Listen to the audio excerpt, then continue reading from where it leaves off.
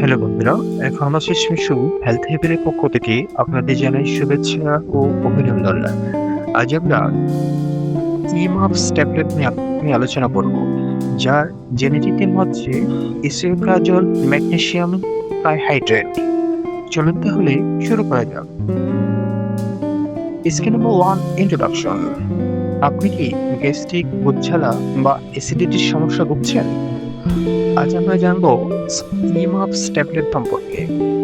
এর genetic form হচ্ছে ইসোপ্রাজল magnesium trihydrate এবং এটি 20 মিলিগ্রাম এবং 40 মিলিগ্রাম দ্বিতীয় স্ট্রেন্থে পাওয়া যায়। Scale number 2, what is Imaps tablet? Imaps tablet একটি প্রোটন পাম্প ইনহিবিটর। এটি পাকস্থলীর অতিরিক্ত অ্যাসিড তৈরি হওয়া কমিয়ে দেয়, ফলে বুকঝালা, গ্যাস্ট্রিক ও আলসারের উপসর্গ থেকে আরাম দেয়। Scale number 3, what is MUPS? MUPS অর্থ হলো মাল্টি ইউনিট পিলেট সিস্টেম।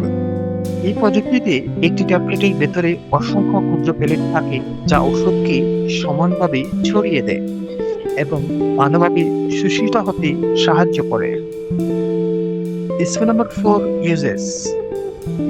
এই ওষুধ হার্ট বা অ্যাসিড রিফ্লাক্স, বুকঝালা, গ্যাস্ট্রিক ও ডিউডেনাল আলসার, এনএসওআইডি জনিত আলসার প্রতিরোধ, হেলিকোব্যাক্টর পাইলোরি সংক্রমণের চিকিৎসায় অন্যান্য অ্যান্টিবায়োটিকের সঙ্গে এবং জেনিনজার ইলিসন সিনড্রোম এর চিকিৎসায় ব্যবহৃত করা হয়। Scale number 5, how to take. কিভাবে খেতে হবে? সাধারণত খাবারের 30 থেকে 60 মিনিট আগে খালি পেটে খাওয়া ভালো। এই ট্যাবলেটটি সম্পূর্ণ গিলে খেতে হবে, চিবানো বা ভেঙে খাওয়া যাবে না।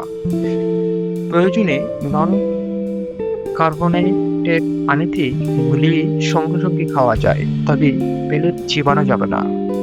Scale number 6, doses. 20 মিলিগ্রাম অথবা 40 মিলিগ্রাম কোন স্ট্রেন্থে ব্যবহার করবেন এবং কতদিন খাবেন তা রোগীর ধরন অনুযায়ী চিকিৎসক নির্ধারণ করবেন। নিজ থেকে ডোজ পরিবর্তন করবেন না। Scale number 7, side effects. এই ওষুধের সম্ভাব্য পার্শ্ব প্রতিক্রিয়ার মধ্যে রয়েছে মাথা ব্যথা, ডায়রিয়া, বমি বমি ভাব, পেট ব্যথা, গ্যাস ও কোষ্ঠকাঠিন্য।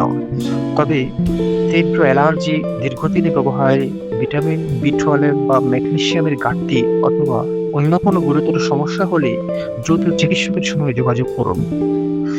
স্কেল নাম্বার 8, প্রিকশনস, পূর্ব সতর্কতা। এই ওষুধ শুরু করার আগে অবশ্যই চিকিৎসককে জানান। যদি আপনার লিভারের রোগ থাকে, আপনি প্রেগন্যান্ট বা শিশুকে বুকের দুধ খাওয়ান, দীর্ঘদিন ধরে এই ওষুধ সেবন করতে হয়, অথবা আপনি নিয়মিত অন্য ওষুধ গ্রহণ করেন। Scale number 9, storage. ওষুধটি ঠান্ডা ও শুকনো স্থানে সরাসরি সূর্যালোক থেকে দূরে এবং শিশুদের নাগালের বাইরে সংরক্ষণ করুন। Scale number 10, ending. মনে রাখবেন, ইমাপস ট্যাবলেট শুধুমাত্র চিকিৎসকের পরামর্শ অনুযায়ী ব্যবহার করা উচিত।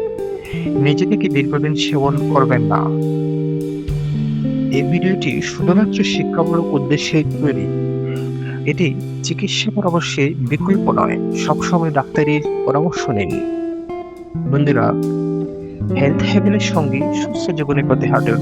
ভিডিওটি ভালো লাগলে লাইক দিন। প্রতিদিন স্বাস্থ্য টিপস পেতে ফলো করুন আমাদের ফেসবুক পেজে। নতুন নতুন ভিডিও পেতে আমাদের চ্যানেলটি সাবস্ক্রাইব করুন এবং প্রিয়জনদের সঙ্গে শেয়ার করে ছড়িয়ে দিন সুস্থতার বার্তা। সচেতন থাকুন, সুস্থ থাকুন, কারণ স্বাস্থ্য হচ্ছে আপনার সবচেয়ে বড় সম্পদ। আবার দেখা হবে হেলথ হেভেনে। ধন্যবাদ।